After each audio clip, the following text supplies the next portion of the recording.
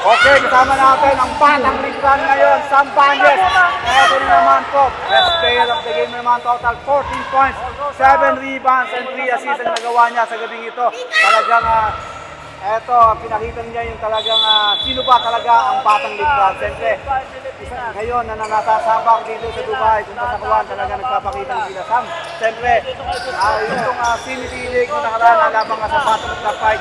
Ano mas mabigat na laban? Itong sinitilig o itong Battle of the Fight? Actually, Coach, siyempre mas mabigat yung Battle of the Pride natin kasi nandyan yung mga top players. Okay. Yes, mga import, meron din dyan. So yung challenge is mas mabigat pa rin yung BOP.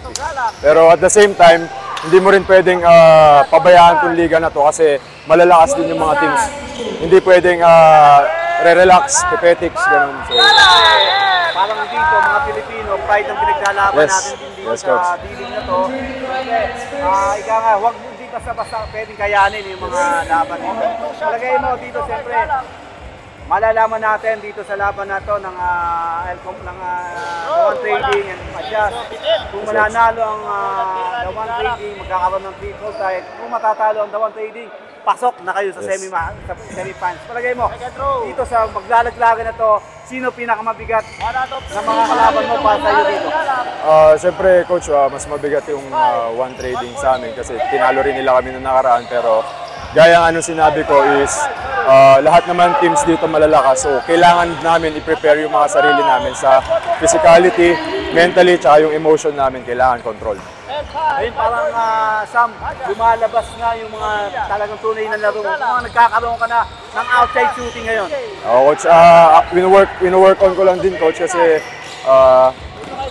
kailangan natin yung kasi nung last season ng Battle of the Pride, nabigla rin talaga ako sa competition dito. So, hindi ako masyadong nag-prepare. Ngayong meron akong D-League, may time ako to prepare. So, nakakapag-adjust ka na? Yes, nakakapag-adjust na ako. Nagkakaroon ka ng idea sa mga player kung ano mga laro ng mga bawat isa. Yes. Siyempre, nung unang dating mo dito, blanco ka eh. Yes, Coach. Parang akala mo, mahihina lang yung mga team dito. Pero hindi mo alam, mga fighter din pala. Yes. Kagaya ng mga Max Phenomenal na naglalaro dito. Iba rin mag-compete, Coach, yung mga players dito. Talagang pride sa pride ang mga pinaglalabanan namin dito. Kaya ikaw ba, ready ka na dito sa Laglagan? Yes, Coach, ready na tayo. Yan ang mga bata. Ready na tayo. El Compadre, na talagang sumasabak dito sa D-League. At malapit na ang BOP, abangan natin ang BOP. Mga second week ng August, mag-iisa pa tayo. And then bagong lahat, i-shoutout ko muna yung mga mahal mo sa buhay at yung mga sponsor ninyo. Okay. Unang-una, shoutout sa True Focus family sa Pinas na sumuporta sa amin na pumunta dito. Pangalawa, El Compadre, Home Court, tsaka yung sila Tita Bert, Tita Jo na nag-aalaga sa amin ngayon, and sa girlfriend ko na nasa Japan.